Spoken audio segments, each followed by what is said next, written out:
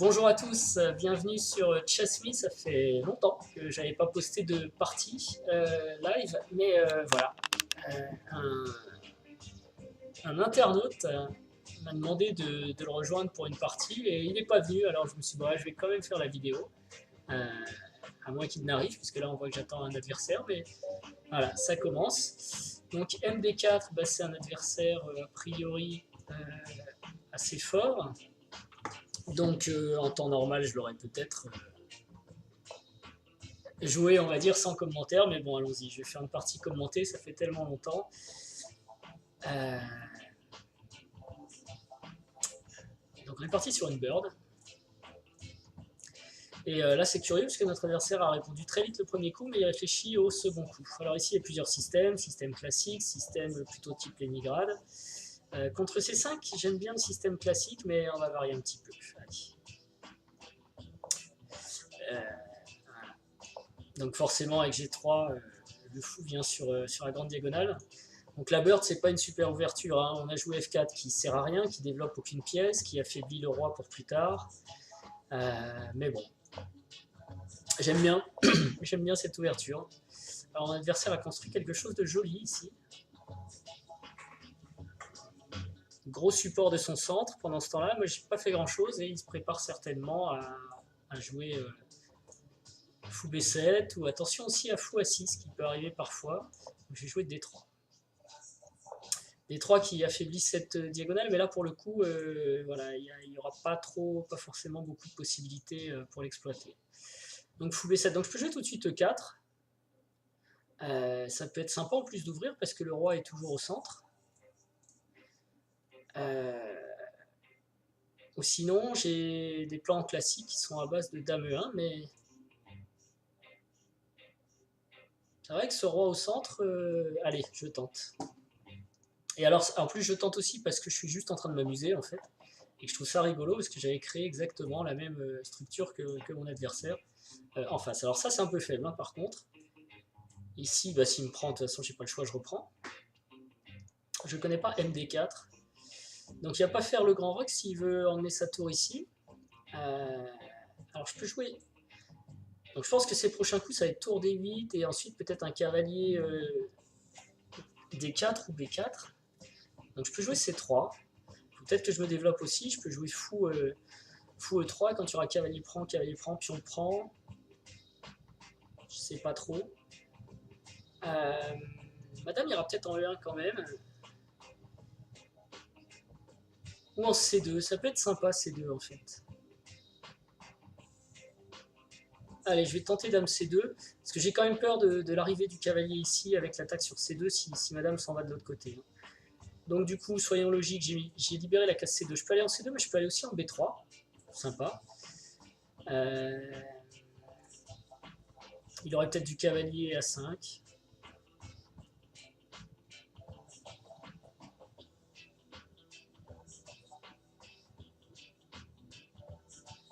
Ici, il faut que je fasse attention à cette diagonale. D'ailleurs, il aurait peut-être pu l'utiliser un coup plus tôt.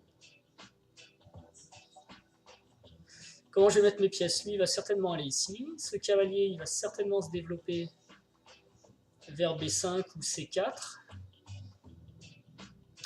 Donc pour soutenir tout ce petit monde, madame sera peut-être bien en E2 pour défendre le pion quand même. Voilà, on va faire ça. Voilà, finalement. Vous allez me dire, en C2, elle défendait le pion aussi. Et elle gardait la possibilité de venir... Bon, au moins elle est centrale. Je ne savais pas trop où la mettre encore. Il faut que j'ai le temps de faire ça peut-être. Ce qui est long. Et j'ai aussi cavalier D2, cavalier B3, mais j'aime bien cavalier A3, cavalier C4. Alors est-ce que j'ai aussi B3, fou B2? Il nous a pas dit encore ce qu'il faisait de ce bonhomme-là.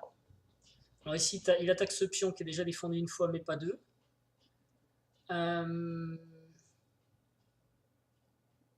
Si ce cavalier bouge...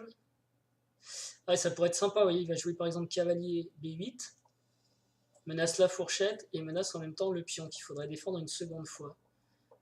Ça, c'est pas mal du tout. Je peux quand même le défendre 3 fois d'un coup en bougeant mon cavalier, ici ou ici. Et contre fou A6, j'ai toujours C4. Donc, J'ai l'impression que je peux peut-être jouer... cavalier à 3. Après, je peux avoir une autre idée à base de E5 pour cette case-là, en fait.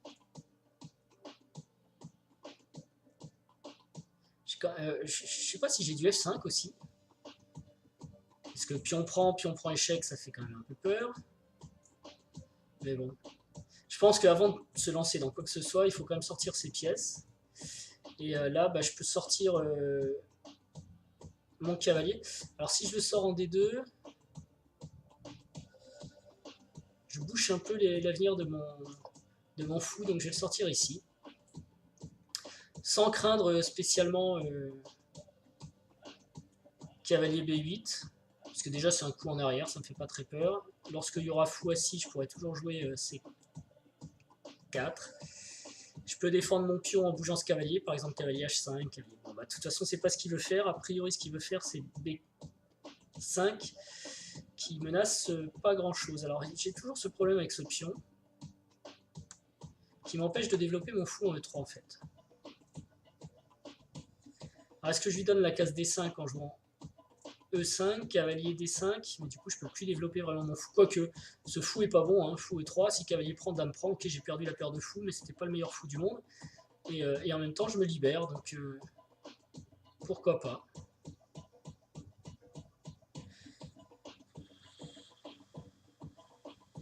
Pourquoi pas.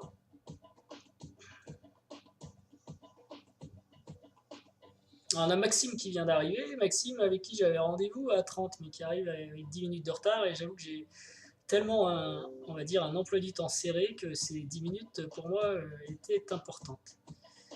Donc voilà, je développe mon fou, donc je lui donne même la paire de fous s'il veut, mais il faut que je le développe, il faut sortir ses pièces, et puis s'il prend mon fou quand même, il aura fait 1, 2, 3 temps pour aller chercher une pièce qui aura bougé qu'une fois. Et puis bah, ce fou, clairement, n'est pas le meilleur fou de la Terre avec cette structure de pion, hein, donc finalement ça ne me gêne pas de le donner, et en même temps je libère ma tour.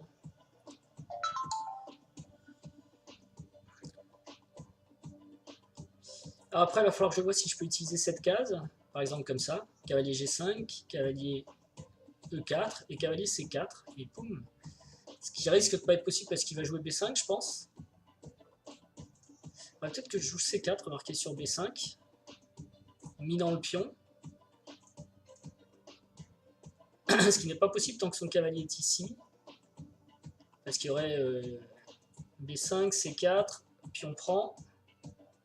Et si dame prend, évidemment, cavalier prend le fou, avec en plus une fourchette assez royale entre madame et ma tour. Donc, en fait, ça m'arrangerait vraiment qu'ils prennent, quoi, finalement. Moi qui adore la paire de fous.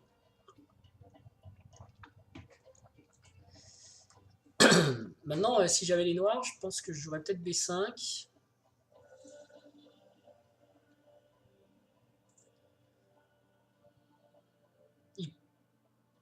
Ou fou E7. Hein. Fou E7, il faut quand même aller mettre le roi à l'abri rapidement.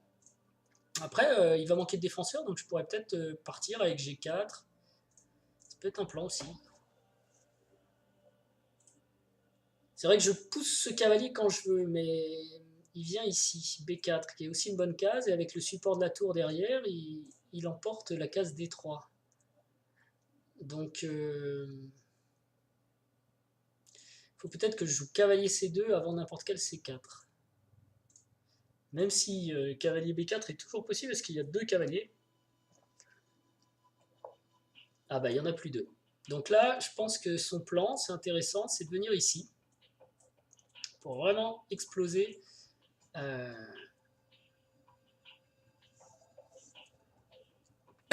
mon fou. Bon, le fou, lui, il peut reculer. Donc je pourrais commencer par là. Je peux aussi jouer cavalier C2 avec l'idée cavalier.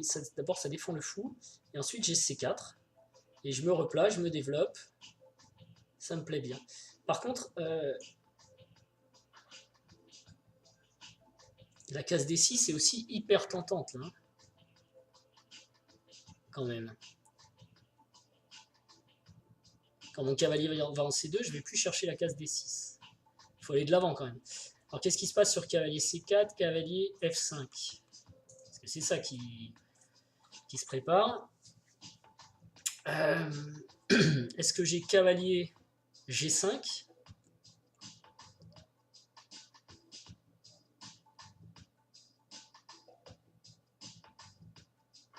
Il doit avoir le temps dans ce cas-là de faire B5. Et j'ai pas le temps de faire cavalier E4 pour aller ensuite en D6.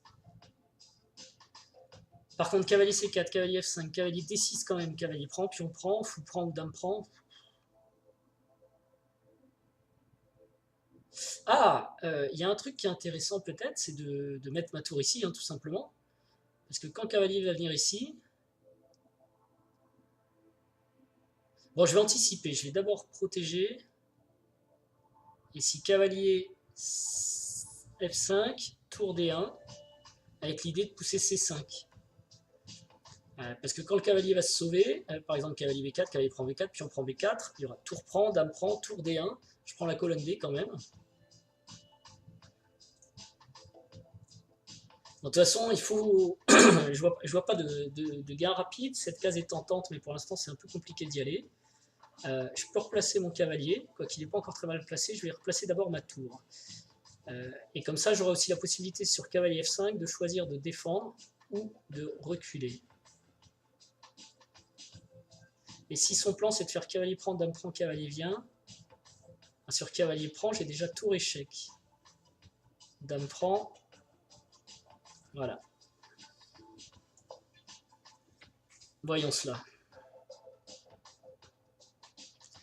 Ah oui, c'est du 15 plus... Ah bah, il veut la jouer comme ça. Alors, est-ce que je prends avec la tour d'abord?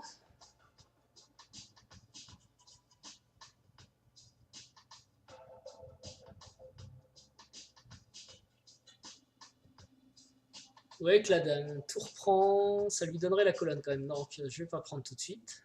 Je vais faire dame prend. Il va amener son cavalier ici, mais où ici, ouais.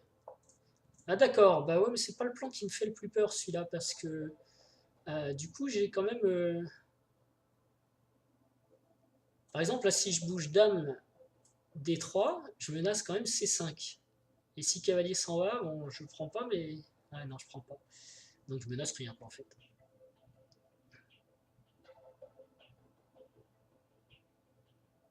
Mais je vais quand même jouer dame E2, avec l'idée de repousser le cavalier. Donc j'ai encore cavalier C2 à faire. Ou cavalier C4, remarquez, ça commence à être plus intéressant vu qu'il y a moins de pions sur l'échiquier. Il essaye de prendre de l'espace à l'aile dame. Alors est-ce que je joue C4 comme j'avais dit? C4, alors si cavalier V4, donc j'ai tour prend, tour bouge, dame bouge. C4 si, j'ai dit quoi? Si cavalier bouge. Ouais, je fais même pion prend. Hein. Peut-être cavalier là, pion prend, je suis content moi. Et s'il joue B4, je prends son cavalier, il prend mon cavalier, je prends le pion central. Il peut prendre un petit pion ici s'il veut. Je prends avec échec, je reprends. Moi, ça me paraît tendu, mais quand même pas mal. Hein. Qu'est-ce qu'il peut faire sur B4? Enfin, sur C4. Allez, on y va. On joue le risque. On verra bien. L'idée, c'est qu'il a avancé son pion, là, mais voilà, le pion est attaqué 2 fois, défendu une seule fois. Donc on lui pose un peu une question. Il peut s'en sortir, mais comme j'ai placé ma tour sur la colonne... Puis d'ailleurs, s'il vient là, ouais, je prends quand même le pion. Hein. Lui, il va prendre le pion A. Voilà. Donc du coup, qui a gagné dans l'histoire? Là, pour moi, sauf erreur, je suis super content de ma structure. Je place bien mon cavalier. Il faut juste que je fasse attention à cette diagonale. Mais normalement, un coup comme B3 défend tout. Donc là, j'ai gagné un petit quelque chose, il me semble. Et la case D6 est chaude. Hein. Donc là, je vais reprendre son plan de tout à l'heure. Alors j'ai tout ça parce qu'en fait, il m'a donné la... Enfin, il m'a pris la paire de fous. Voilà, donc il veut amener son fou ici.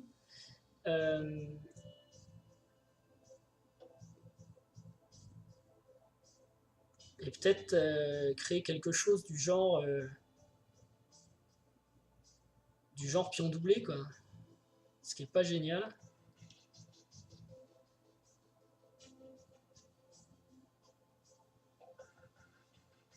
Du genre, pardon, fou de couleur opposée. Donc,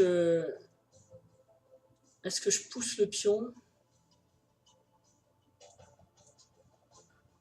Et après, ce cavalier, je le ramène ici, ça m'embête.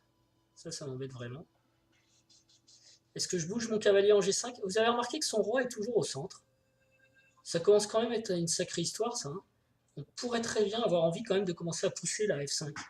F5, lui il fait son fou B5 qui est long. Qui menace rien du tout puisque mon cavalier est défendu. Enfin, il menace peut-être une fourchette ici en fin de cycle, hein, fou prend, dame prend, cavalier, mais j'ai joué F5 donc je peux faire pion prend. Si fou prend, pion prend échec. Peut-être dame prend, et si cavalier vient là, il y a échange des dames. Et de toute façon, dame prend, cavalier vient ici, on a aussi tour échec.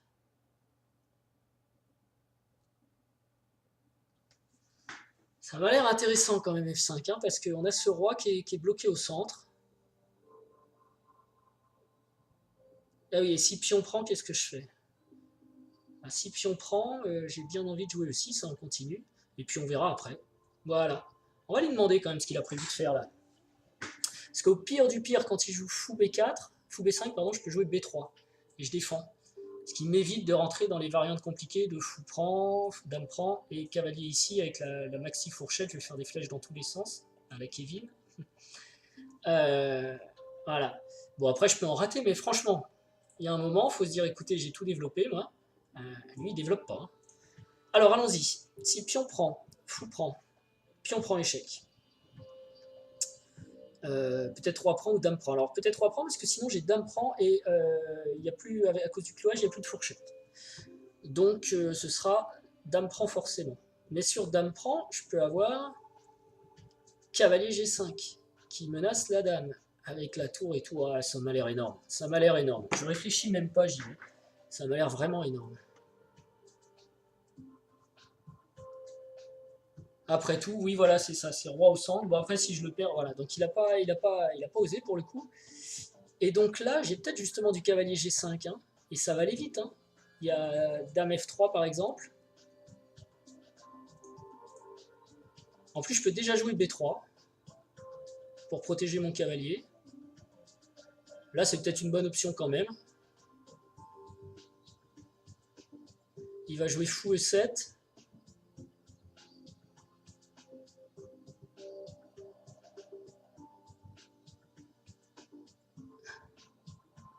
Parce que j'ai pas plus ambitieux quand même. Fou E7, bon, de toute façon, je l'empêche de roquer avec un cavalier qui bouge, tranquille.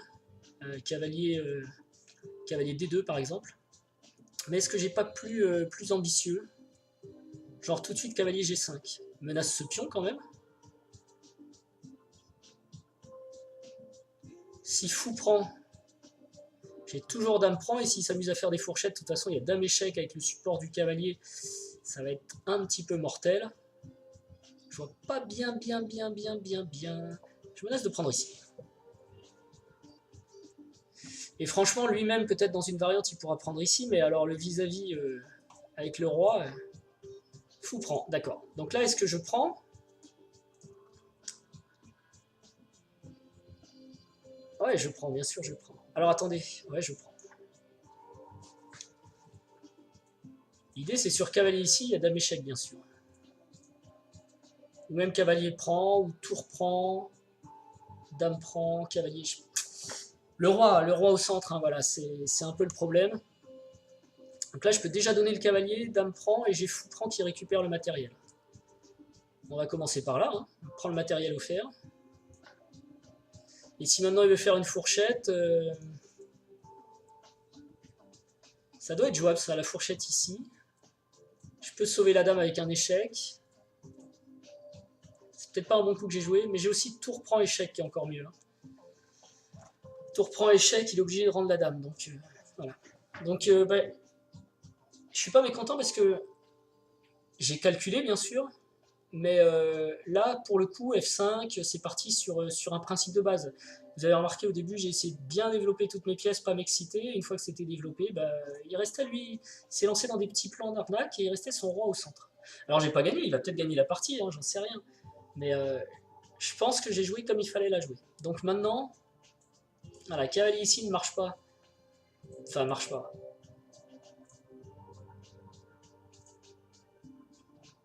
Si, ça peut marcher parce que tour échec. Moi aussi, j'ai la dame en prise quand même, hein. Tour échec, dame prend.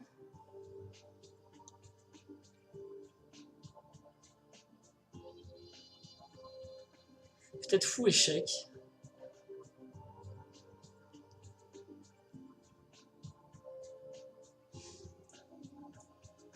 Je pense que c'est ça le bon coup. J'ai fait un pré-move, c'était très dangereux. Je pense que c'est ça le bon coup. Si cavalier prend, cavalier vient là.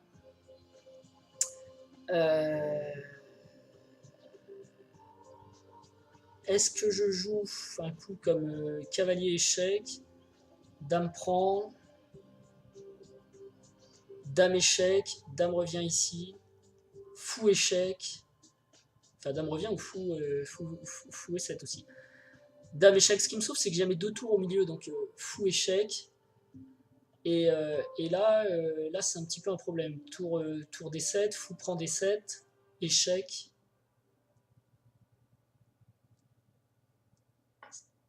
Ah, celle-là, donc celle-là c'est la variante on va dire calme. Alors est-ce que je reprends avec le fou ou avec la tour? Est-ce que je fais un échec intermédiaire aussi? Échec, ça n'apporte rien ça, hein, c'est nul. Euh, avec le fou je pense, hein. Parce qu'il n'est pas à la fin de ce problème quand je prends avec le fou. Si je prends avec la tour, il va pouvoir échanger. Si je prends avec le fou, voilà, je lui menace des bidules, et si dame prend, évidemment, je joue tour E1 et je prends la dame. Donc,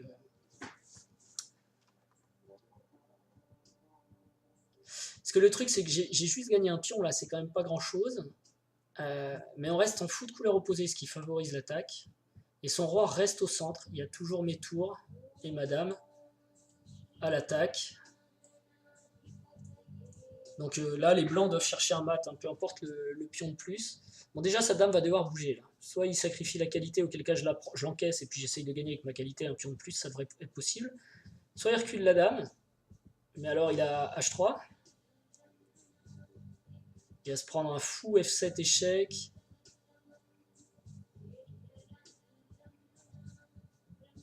Si roi E7, dame prend, ça va être compliqué, hein. Dame prend C5 échec et tour D6, dame prend D6 mat. Donc la dame par là, c'est pas trop possible, il faut quand même qu'il reste pas loin. Peut-être ici en G6, mais alors il y a fou F7 qui encaisse la dame contre une tour et un fou. Bon, c'est fini, hein. C'est fini. Bien, sur principes généraux. Bon, après, il faudra vérifier si le coup est exact, mais voilà.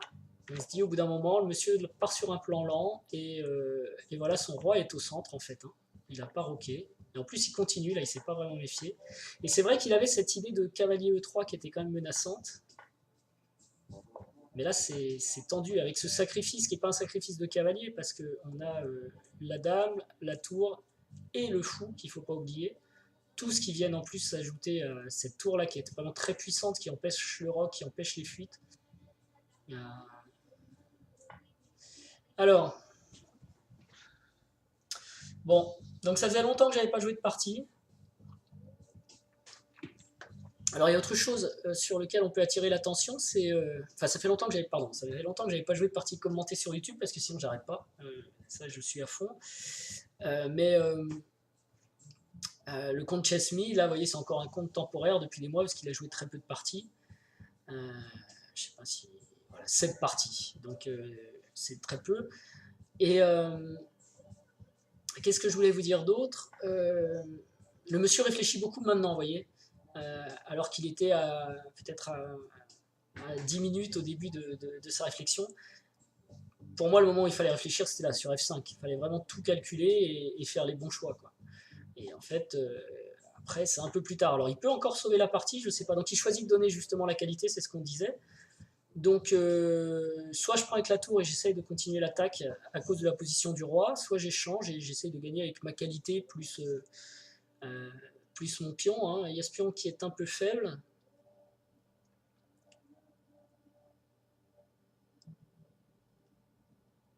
C'est sûr que de garder les dames, c'est quand même pas mal.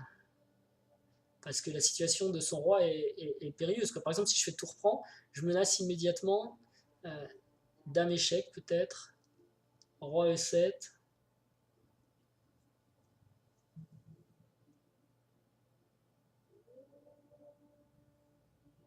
Franchement, la situation du roi fait pencher la balance sur... De toute façon, si je fais tour prend, ça ne risque rien du tout. Parce que ma tour est un peu clouée, mais au pire, j'ai tour prend. Ah non, pas tour prend C5. Je vais dire tour prend C5 parce que je menace sa dame, mais en fait, il y aurait dame B6 sur tour prend C5. Et là, par contre, je serais beaucoup moins bien. Mais au pire, j'ai B3 et il m'arrive rien, quoi. Donc je préfère garder les dames pour l'instant, même si j'ai l'avantage matériel, parce que je pense vraiment qu'un mat est encore possible. Et puis je vais accélérer un petit peu, moi par contre, parce que là, j'ai pris beaucoup de temps à jouer un coup simple. J'adore la tour F1, qui restreint vraiment ses possibilités de rock. Alors il va sûrement jouer fou E7. Est-ce que je me lance dans un dame échec?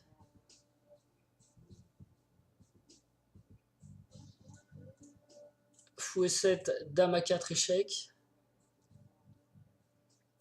Soit... il n'y a pas beaucoup de possibilités dans ce cas-là. Sur dame A4 échec... ouais, donc fou E7 n'est pas jouable en fait.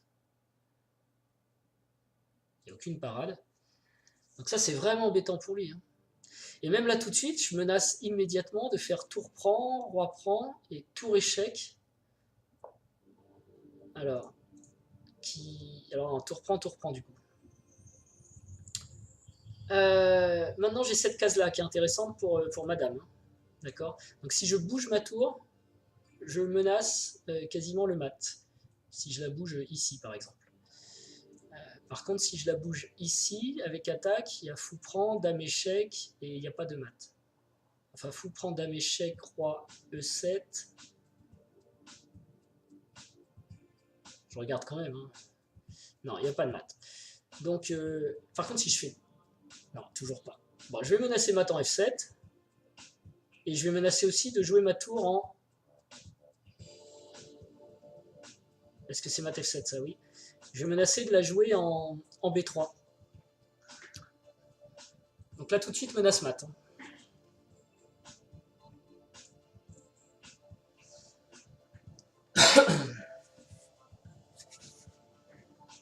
Le tout, c'est que je parle et que je ne regarde pas ma pendule.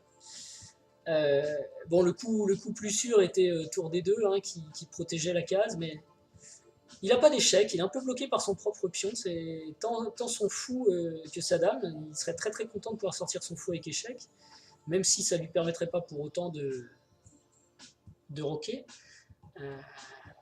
Mais bon, là, il faut qu'il s'occupe de dame échec, donc il faut qu'il défende F7. Donc pour ça, il peut reculer sa dame ici, ici.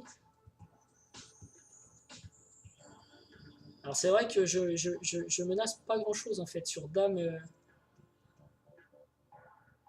C7. Sur dame C7, je vais peut-être jouer dame D5 en fait. Parce que là j'aurais en fait tourné autour de ma tour. Voilà. Dame C7, dame D5 qui pourrait menacer un truc du genre tour F7, dame prend F7, dame D8 mat. Et sur dame D5, ça paraît pas mal. Il pourrait essayer C4. Ah oui, il va vouloir absolument libérer C4 aussi.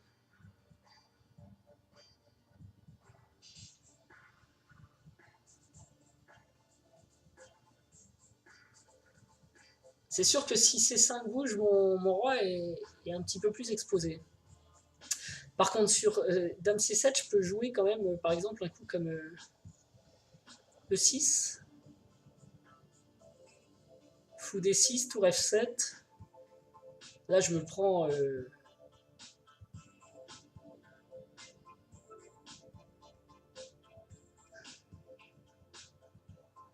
je me prends la 7ème rangée en entier et j'ai des menaces comme dame A4 avec du mat en D7. Alors ça non, bah non, c'est mat ça.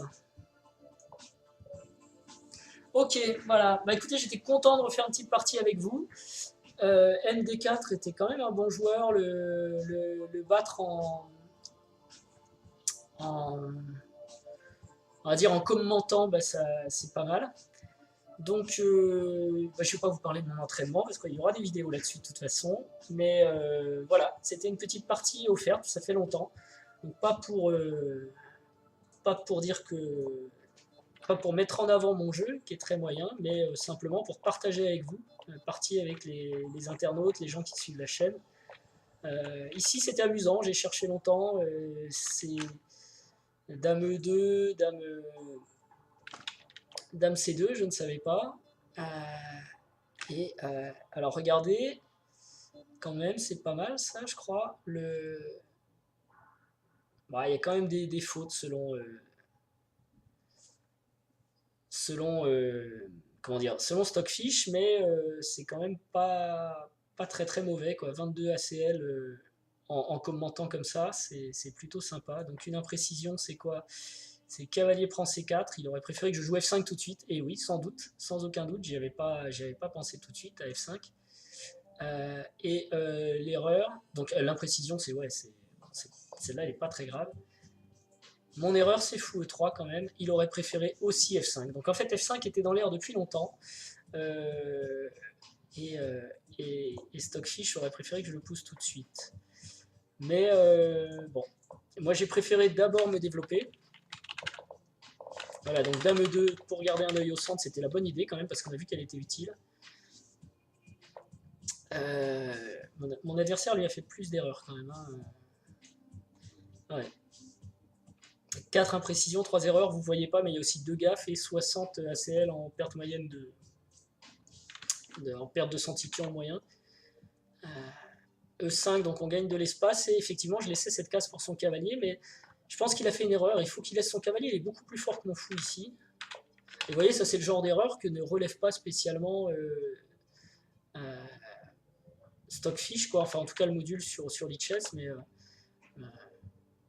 peut-être que cavalier F5 était plus fort. D'ailleurs, c'est ce qu'il propose maintenant avec un peu plus. Ah non, il swap entre les deux. Voyez, il hésite entre cavalier F5 ou cavalier E3. Je pense que cavalier F5 amène une pression, c'est mieux.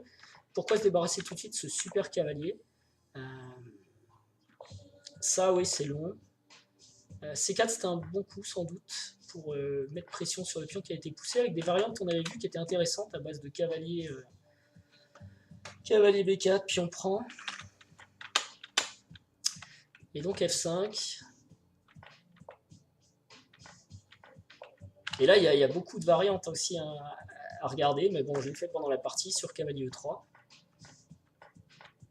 C'est peut-être la bonne idée quand même de donner la qualité, mais bon, de toute façon, c'est fini. Hein.